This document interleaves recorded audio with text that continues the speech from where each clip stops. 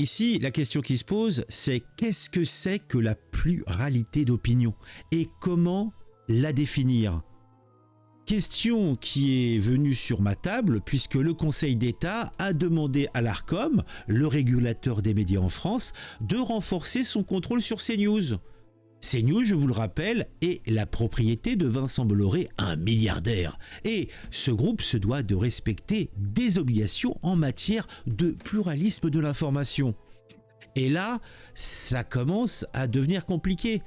Parce que la liberté de penser est dans l'absolu sans contrainte infinie, alors que la liberté d'exprimer ses pensées est un sujet qui, il semblerait, est éminemment juridique, encadré et protégé.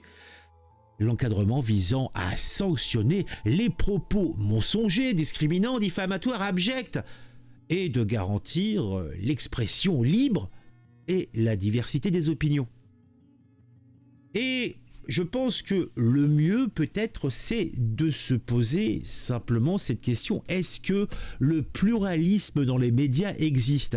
Et pour cela, nous avons Marc Vangarde qui est un spécialiste des statistiques et qui aime à nous faire des infographies plutôt parlantes sur le sujet.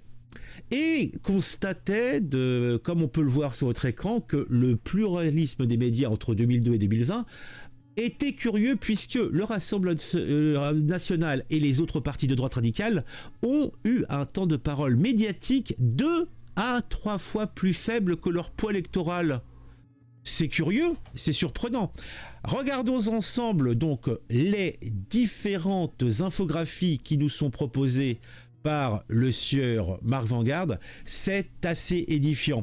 Et on commence avec ce tableau qui nous montre la répartition du temps de parole qui est somme toute assez hétérogène d'un média à l'autre, avec l'exemple de la couverture de la campagne législative de 2022.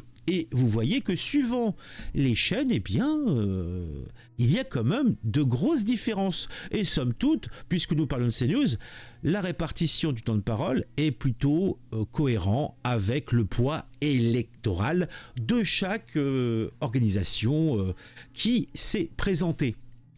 Marc Vangarde déclare « Pluralisme dans les médias, infographie pour donner un contexte important à l'heure où l'audition de Pascal Praud, qui a lieu quelques jours, et d'autres personnalités de CNews est au cœur de l'actualité. » Lors de la dernière campagne électorale législative de 2022, les temps de parole étaient plus proches des équilibres électoraux sur CNews que sur de nombreux autres médias, comme nous pouvons le voir.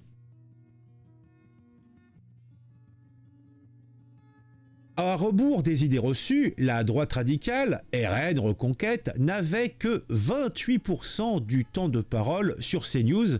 C'est aussi globalement leur poids dans l'électorat. En revanche, et cela est des plus curieux, France Inter, qui fait partie du service public, dédiait 50% de son temps de parole à la gauche au sens large, qui représente que 30% de l'électorat. À propos du service public, des données récentes révèlent que la majorité présidentielle occupe la moitié du temps de parole sur France Télévisions, comme c'est surprenant. Comment cela se fait-il? Eh bien, elle accumule le temps de parole des formations politiques ainsi que de l'exécutif, ce qui est logique. Même en écartant le temps de parole de l'exécutif, la part allouée à la droite radicale sur France Télévisions reste fort faible, entre 16 et 18% contre 26% de l'électorat. Mais est-ce une nouveauté? Et c'est là que nous allons rentrer dans le trou du lapin. Depuis des décennies, le Rassemblement national et les autres partis de droite radicale ont un temps de parole médiatique 2 à 3 fois plus faible que leur poids électoral. Or, les autres tendances politiques ne sont pas logées à la même enseigne, comme cela est étonnant. Ces dernières décennies, la France insoumise et le Parti communiste français, ainsi que les autres partis dits de gauche radicale, semblent avoir un temps de parole légèrement en deçà de leur poids électoral. À l'inverse, d'autres partis semblent favorisés. Comme cela est curieux. Par exemple, le Parti socialiste et ses alliés sont ceux qui bénéficient historiquement d'un temps de parole le plus favorable, en égard à leur poids dans l'électorat. Malgré son effondrement électoral, le Parti socialiste capitalise encore sur son aura passée dans les médias. Eh oui, curieux, non ? Les Républicains ont aussi un temps de parole médiatique un peu plus élevé que leur poids électoral, comme le Parti socialiste. Ils capitalisent sur leur poids électoral passé pour maintenir une présence médiatique forte. Sur la période de 2002 à 2020, l'Observatoire du temps de parole du centriste libéraux, MoDem LREM, est moins intéressant. Emmanuel Macron ne s'est émancipé du PS que fin 2016. Cela explique bien des choses. Comme d'habitude, les sources indiquées en bas de chaque infographie sont issues de données publiques officielles, site de l'Arcom, CSA, site de France TV, études menées entre autres par Julia Cagé, etc. Donc après, Marc Vanguard nous dit sa petite observation. Nous sommes libres de penser qu'il n'est pas forcément nécessaire que le temps de parole médiatique soit identique aux équilibres électoraux. Cependant, ces quelques chiffres permettent d'introduire un peu de nuance dans le débat.